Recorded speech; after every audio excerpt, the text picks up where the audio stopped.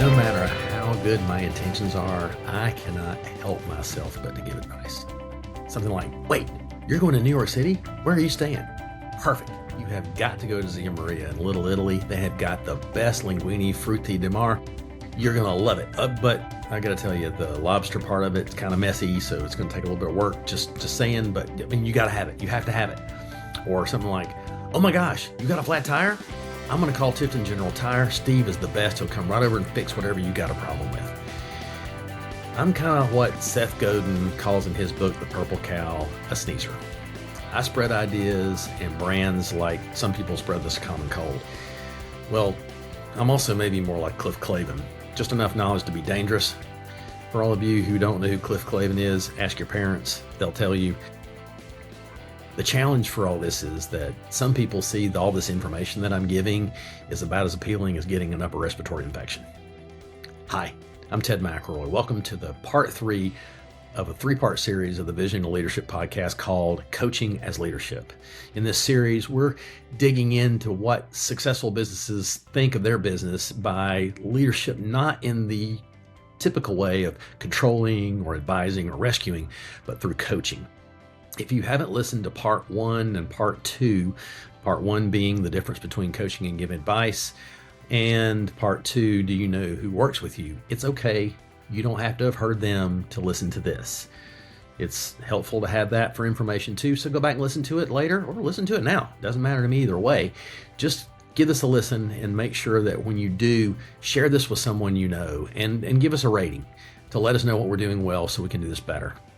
But what we do know, and what we've been digging into for the last few episodes, is that when it comes to successful businesses, those successful businesses have leaders that are thoroughly engaged and actively engaged in their team members. And those businesses that are struggling, that you see, that you think, oh my gosh, what's going on with them? Those are the ones where the team is probably being actively avoided by their leader. Just to give you a quick recap on the episodes we've done so far, episode 1, the difference between advice giving and coaching. This was where we found out that giving our advice all the time, not maybe the best idea, perhaps because it starts leading to the belief that, well, maybe you can't figure anything out without me around here. Maybe you're not smart enough to figure this out. Terrible things to say, but it also, what it says from the other side of things, more for me probably, is that I need to be needed. I have to be needed. I have to be necessary. And in order to do that, I've got to give ideas out all the time. This also starts leading into our teams aren't thinking for themselves. They aren't problem solving. We're problem solving. They're not becoming problem solvers. And this creates something called learned helplessness. And it's very debilitating for a business. This creates a lot more work for the advice giver, which is the last thing I need. I got enough to do. It also stifles innovation. New things don't come along because all the ideas keep coming from one person, me, and I'm not the best person to be doing those things. A better strategy, we learned, is to stay curious, ask a lot of questions, learn how to do asking better, to build problem solvers, not just to continue to solve problems. And we found out that if we engage our team, we're going to become more successful. And those practices and those businesses that are not engaging their teams, they're struggling a lot of times. In part 2, episode 2, we discussed, do you know who really works with you? We found out that it's really easy to get to know your team. I mean, we all get busy paying bills, answering email, sequestering ourselves in our office. I even heard someone say this one time, and it probably hit it the best I've ever heard it said. It's lonely at the top because you chose it to be that way. Isolation doesn't make great leaders. Engagement makes great leaders and also great teams. Engagement starts with curiosity. Get to know the people you work with. Find out something about them. One of the best things you could do is to learn more about your team personally, not just on a work level. When they come to work, they don't leave their work selves. They don't pick up their work selves when they come in. They have a outside self and a work self just like you do, and they both come together. You've got to teach yourself how to become better at asking questions, and some of that is becoming more engaged with those people on a personal level. Ask about what matters to them. What are their hopes? What are their dreams? What is it that really lights them up? Those are the kind of things you want, because those insights that you get are going to plug directly into the insights you need to run a great business. And if you ask great questions, those insights are going to help you win. Today, we're going to talk about the Vision Coaching Framework. It's a real simple coaching framework that I use, and I have taken from many other people that I've learned from, everyone from Michael Bunyé to John Acuff to Michael Hyatt, from podcasts that I've listened to, Adam Schmela, who has some amazing things that he does, and listening to Chris Wolf and also Aaron Werner on this podcast. The questions that get asked are very helpful, and they help guide conversations. They make everything that we do more engaging and more meaningful with the relationships that we have. Every leadership decision that you need to make needs to be guided by questions, not always by answers, because that is what makes you a better leader. Your better questions, not your better answers. This leads to engagement. And guess what? Most successful businesses are led by leaders who engage their teams. So when we're going into this process, the first thing we need to make sure that we do is get really clear about what the direction is that we need to go. Now, I make sure that when we're doing coaching sessions, it's more of almost a one-on-one type of conversation where I have me, the person that's being coached, and also one other individual in the room, primarily because I don't know all the questions to ask. I might not have the right kind of engagement with this team member. And also because it's really good to have someone who heard something maybe a little differently than I heard it. And this has been a really successful thing in how we're doing things now, as opposed to when it was just me and one other individual in the room. It's kind of uncomfortable, to be honest with you. But having that third person really kind of made it feel better. It's also important that you have certain questions that you ask, and you need some framework questions that you build upon and move into maybe other questions that you would like to ask in the future that are kind of your own questions. So what I've done is I've used a lot of the framework that was spoken about in Michael Bunyé book, The Coaching Habit, and I've added some things here and there, but his framework works great if you're just getting started. So let's talk about that a little bit. The questions he starts with first is, what's on your mind? You want to know what's really keeping this person awake, or what's exciting them right now, or what is it that you would like to talk to me about, but you haven't had the time or the gumption or whatever it is to come in and talk to me about. And the next question he asks, and that I recommend you ask also, is, and what else? This is kind of a lazy question, but what I've found is if I just go on that first thing, it's kind of like the person who's got a flat tire and calls me up and I just show up to go fix their problem when I have no idea where they are, no idea what their real problem is, and what they really need from me, because I haven't asked any questions. I've just jumped into fixing things. And more often than not, what we find is that if we're going for that first problem, it's not really the real problem. It's just the first problem that's lingering in front of the real problem. So asking, and what else, until you really get down to what it seems like might be the real issue. We had this happen in my office today in our one-to-one call or talk. I had a team member who was having a little bit of a frustration because there were some things that they had collected to do, kind of in their own words, was busy work. And they were not as tickled that someone else was doing their busy work. And I said, so tell me more about that, which is another really good way of saying, and what else? And they elaborated on it a little bit more. And then I got into it and I said, so what is the real challenge for you here? They answered by saying, I've worked hard to get these things to do, and I need to have some value to be here on Fridays, because Fridays are our administrative day. Sorry, Adam Schmela, for using that phrase, but that's what we do it, because we're doing things that need to get done that with the business that we don't have time to do with the business while we're seeing guests all week on Monday through Thursday. So she said, I need these things to give me some, basically to say she needed value for Fridays. And I said, so, okay, I understand that. This other person's doing some of these things for you instead of you doing them. But what's the real challenge? What's the real problem with it? And they said, well, again, I've worked hard to get these things to do. Now they're tasks. They're not a value. I mean, they are valuable to get done, but it's not what created value for this individual. And I said to him next, so what do you want? This would be the next question you'd like to know, because you want to know what they would like to happen at the end of this process. Where's the direction they would like to go? And this put a halt to the conversation for a moment, because the answer I got was, I don't know. And I said, okay, so let's put it in this context. For you to feel good about someone else doing these tasks and not you, what would have to be true? And they said, well, I feel like maybe someone should ask me permission to do these things. And I said, okay, I get it. You started off earlier by saying this was busy work.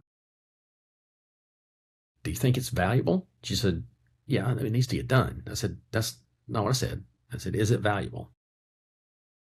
Well, it has to get done. Okay, so we've established that, but it is important that you do it.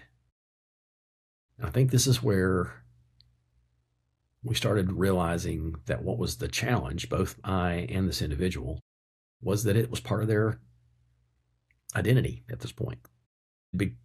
Become what they had become to be. They had almost become a task instead of an individual. They were viewing themselves as their work self, not as their whole person. And so the next question I ask, I kind of flipped on its head. Typically, I would ask at this point, if you say yes to this, what are you saying no to? What at this point I wanted to do was I wanted to open up some opportunities for this person. And I said, so if you say no to one or two of these tasks, what could you say yes to? What could be an open opportunity for you?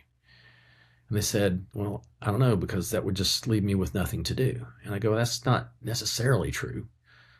Just Wednesday in our office meeting, we were talking about wanting to do some things differently with our contact lens guests who are having challenges with their contact lenses that are coming in for rechecks and are clogging up our schedule, and how you said you would like to learn how to do those things, right? She said, yes. And I said, okay, if that's the case, when are you going to have time to learn how to do these new things? And they said, okay, I guess I could do that on Friday. And when you do these things, what you've done now is you've freed me up to do some things that I wouldn't have had time to do otherwise, which makes you infinitely more valuable to me. Because what we really want to do in life is we want to replace ourselves. And it's scary because a lot of the things that we do are tied up to our identity. But if we're doing that, we're viewing ourselves more as a task and not a person. And that's the thing I really wanted them to understand, is that the value they have to me is as an individual, as to the opportunities they can bring to us, not just the things or tasks that they do. My next question was, what do you need from me? And this is a pretty easy one. I need you to teach me how to do these things. Because if you can teach me how to do those things, then I've created this value for you. The last question, which I think is most helpful, and it's actually more for me sometimes than it is for the individual, is what was most meaningful and helpful about this process today? The reason I like this is because it gives me an answer as to what I did that actually was helpful to this person.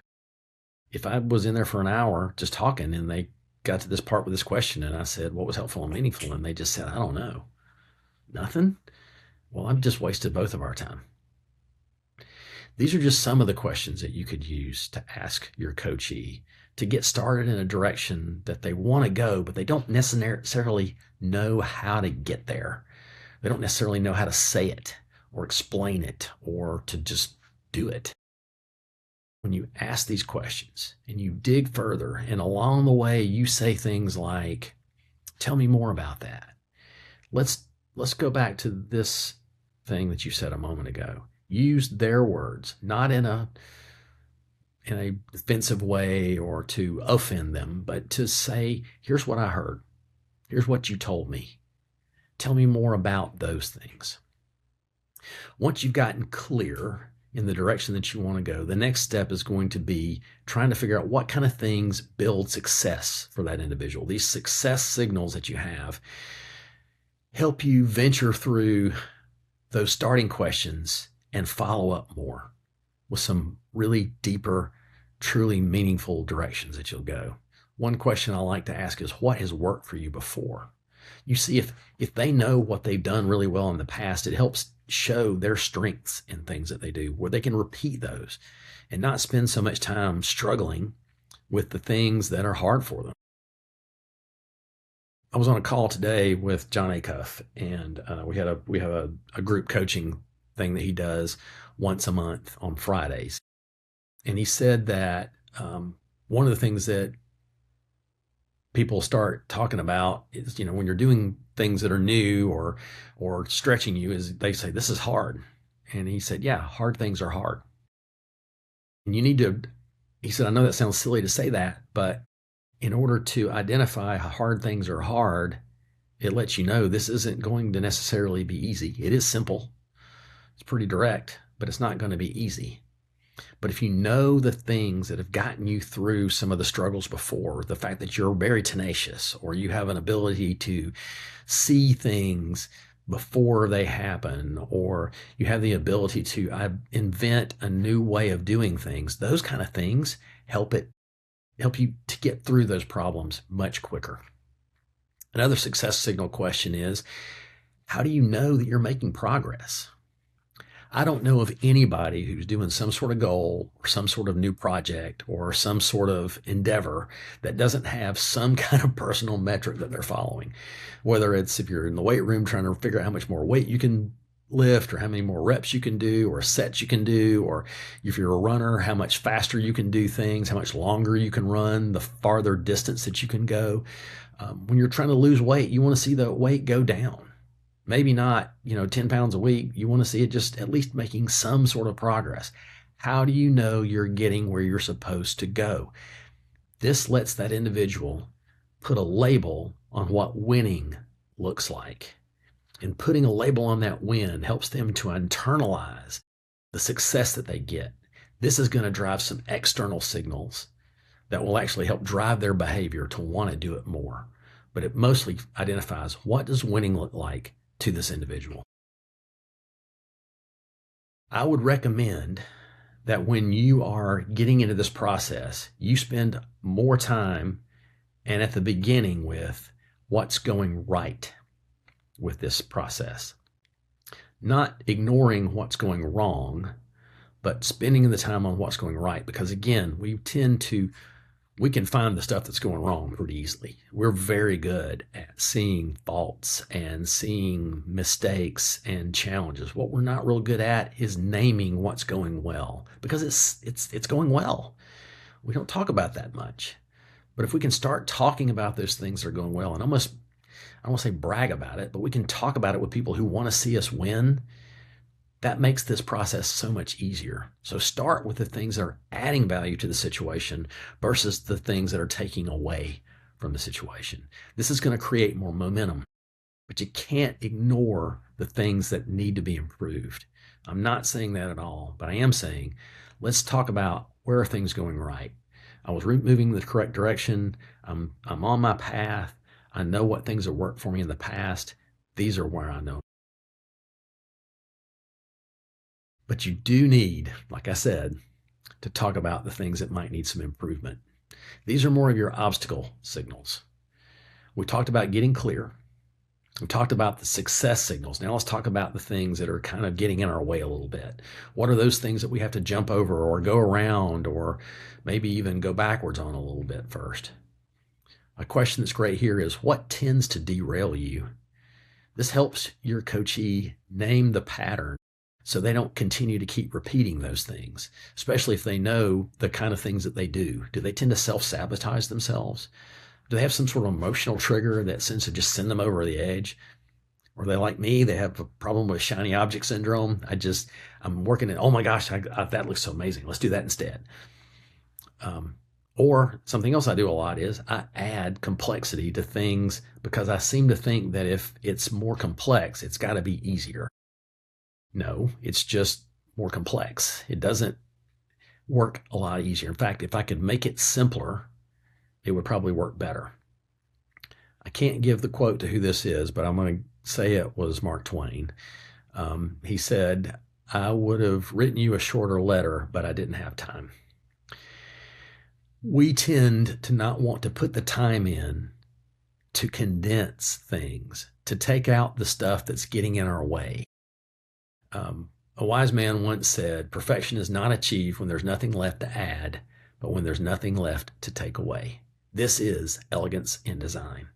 And if you can figure out what are the things that are derailing you, that are getting in your way, you can hit those first and bring yourself into the system that works best for you. So when you're looking for those self-sabotaging tendencies, those emotional triggers, this got to add more stuff, this shiny thing over there, the next question you need to find out is, what is it that made that seem so attractive in the first place?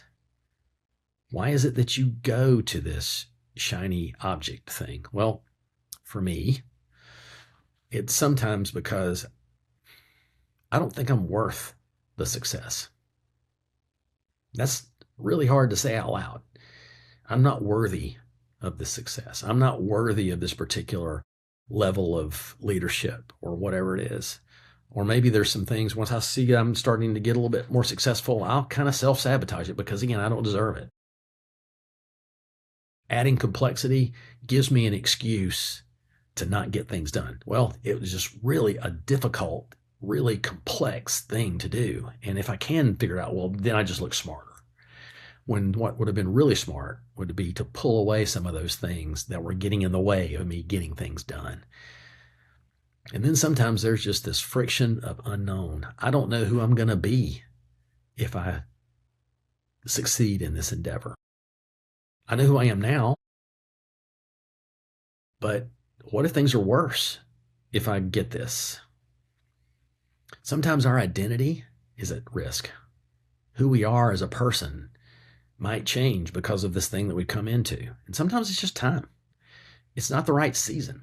And if that's the case, then probably this isn't the right thing for you. It's not the right goal for you to attend to. But the other problem is a lot of times when we're looking for something to do to take us to this goal or this challenge that we're talking about with someone, or we're trying to help them dig through, there's some sort of change that needs to take place.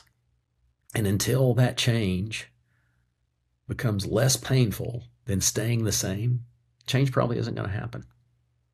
So somehow that staying the same needs to become more painful than the pain of staying the same. Then there's this other thing that I learned one time from Michael Hyatt. It's called the drift. He tells a story where he was at the beach one time on this float out in the water and was just kind of out there on the water bobbing along. And the next thing you knew, he looked up and he was a long way away from shore. He'd been caught by the undercurrent and pulled out to sea. And he was really kind of worried because he was afraid he wasn't going to be able to get back. He said that was a very terrifying moment, but once I got back, I started thinking about it. And he started saying, that's kind of like what happens with us in life. If we don't have anything that we're really pointing ourselves towards and we're kind of drifting, more often than not, we're going to end up where we don't want to be. Very few people ever get to what they want in life by drifting there. Most people have some sort of way to go. And to know what are the distractions, the shiny objects, the complexities, this self-awareness that you can build, those are the kind of things, if you can see that early, I know for me that once I'm getting kind of close to the end of a goal, I start looking for my next goal instead of trying to finish the goal that I have right now. And when I do that, I begin to drift. So knowing that ahead of time leads to these little distractions. And here's the thing, the people we coach, they have the same kind of problems. It may not be the exact same situation, but they have the same kind of problems. While we are unique, our circumstances are. And one other obstacle is trying to figure out what you are not going to be able to continue to do if you choose to make this your goal. It's the question that I asked earlier, but in the opposite. But the way I would ask it in this case would be, if you say yes to this, what are you going to have to say no to? Maybe it's I'm going to have to say no to this identity that I've built for myself. Maybe it's I'm going to have to say no to friends or family. Maybe it's I'm going to have to say no to my job.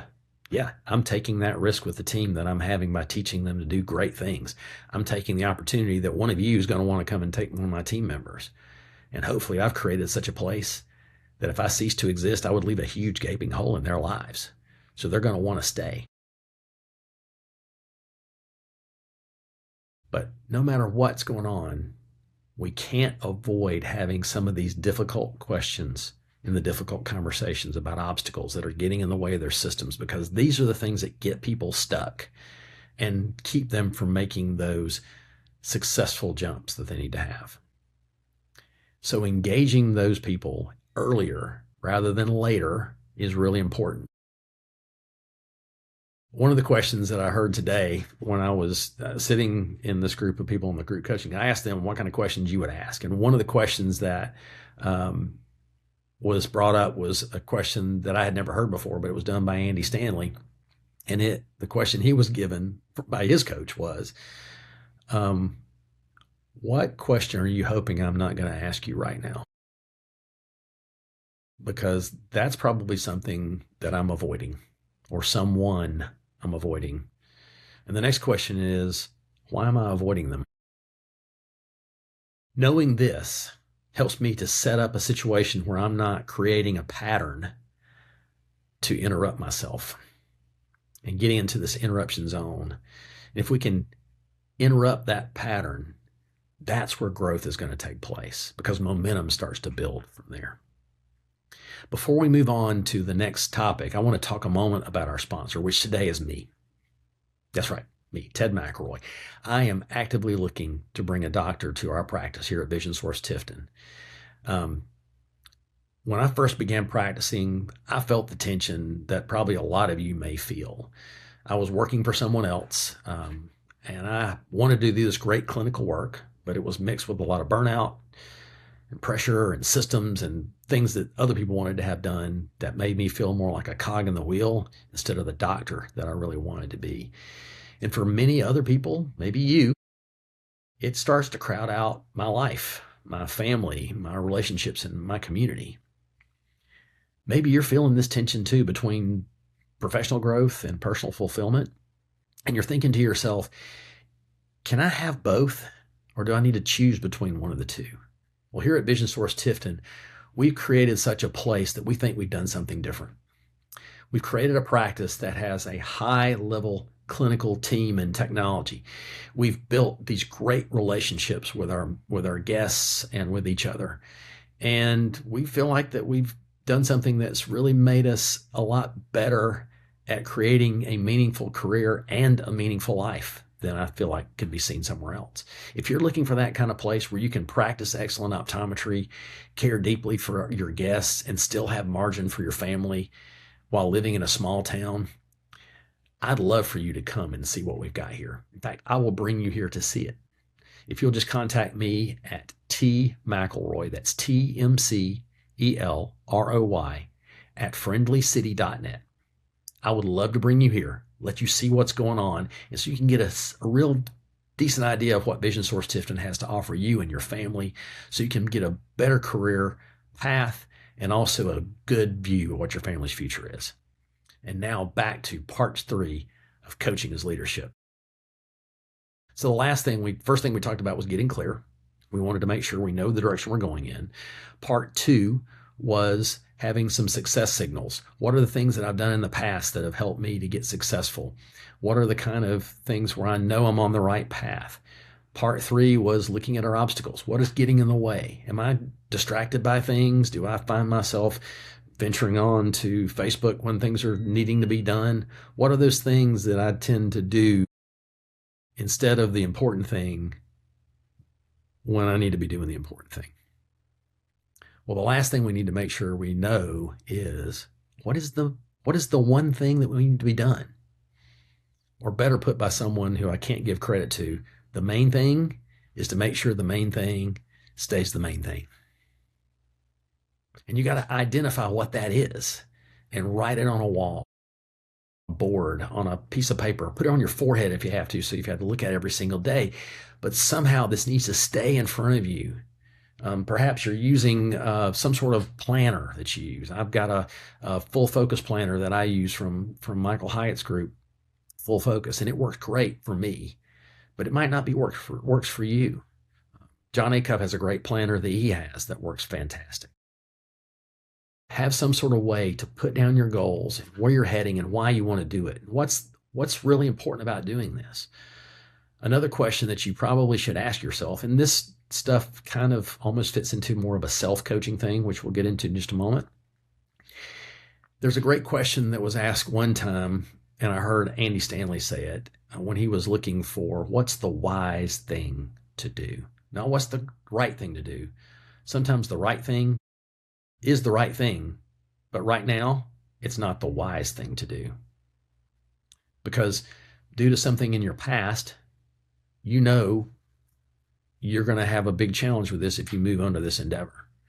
Because of what's going on right now, I don't have time. I don't have the bandwidth. I don't have the skills, whatever it is. Because of that, my present circumstances, this isn't wise to do right now. Or because of where I want to go in the future, this might not be the wise thing to do. What's the story that's going to get told by me, by someone else, if I do this thing? So in light of my past experiences, in view of my present circumstances, and in looking at where I want to be, what's the wise thing to do? The next thing you want to do is you want to make sure that this coachee, while looking at the main thing, figures out what are the options that are available to them. What are the resources that they have? This is sometimes a real big challenge in getting to your goal, because if you're like me and most everybody else on this planet, you've got more resources than you could possibly imagine. And if you just wrote down a few of those and focused on one or two of those that would give you the best bang for your buck, you probably will reach your goal more quickly. Plus, those resources are the coachee's resources, not necessarily yours. And at this point, what you want to do is you want to have them shift that ownership to their needs and wants and desires, not what you want, which is for them to reach to their goals. But one of the most important things that you should do when you're getting into the main thing is what's the next best step. This is a la Adam Schmela, and it's what he calls the NBS. What's the next best step? Or the question that I use is, what is one step that you can take this week to get toward your goal? Having this one step that you do every single time builds consistency, and consistency builds success and culture and momentum. And that's what we really want here. So here's the heart of this Coaching as Leadership series. The best businesses are led by leaders who engage their people. The businesses that struggle are led by leaders who try to avoid their people. And when we're doing this whole person coaching, this will give you a simple, powerful way to engage your team and grow your business. In episode 1, we learned why it's helpful to shift from not giving advice all the time to helping coach and ask questions, because it leads to greater opportunities and less stagnation of your business. Plus, it's creating problem solvers, not you just always solving problems. In episode 2, we talked about why it's important that we know who it is that we're leading and how difficult it is to lead them if we don't really truly know their whole person, not just their work person. That they don't clock out of life when they clock into your business. And today we spent some time talking about the framework for how to coach people forward and how to get them to the goals and desires and dreams that they have. So as we move forward, I got a couple of questions I want you to ask yourself. How can I use the vision of coaching framework with someone on my team this week? What can I talk about with them that would bring them closer to some goal that they have? And also, a question for you is, what's one step that I'll take to become a more engaged leader? Maybe that's scheduling time, because what gets scheduled gets done. Maybe it's learning how to ask better questions. Maybe it's just emailing me and saying, hey, I'd like some help on this, or downloading our white paper at the end to get some questions that you can start asking. And here's a couple of bonus things if you stuck around this far. When you're coaching, it's mutual. It's not a one-way street. You should be learning something too.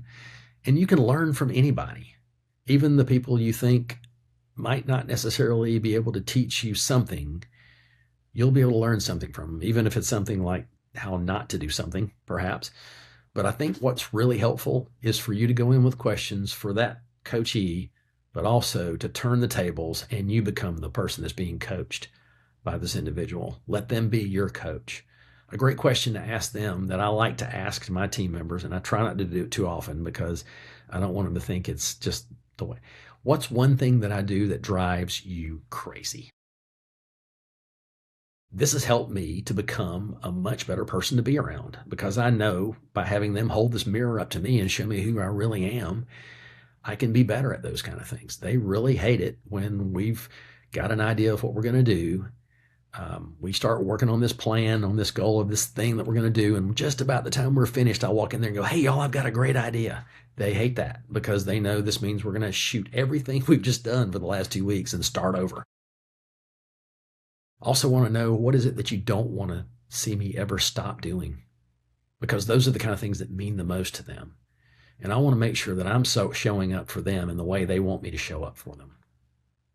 A great question you can ask this person is, as a leader yourself, what kind of things have you done, or how many things have you seen that have shaped your experiences as you've grown? This framework is how we grow people, how we grow our businesses, and how we grow ourselves as leaders. The leaders who use it to create thriving teams. These leaders engage their teams. They don't avoid them, because when they do avoid their teams, the business gets stuck. And when the business gets stuck, it struggles and it flounders and it fails.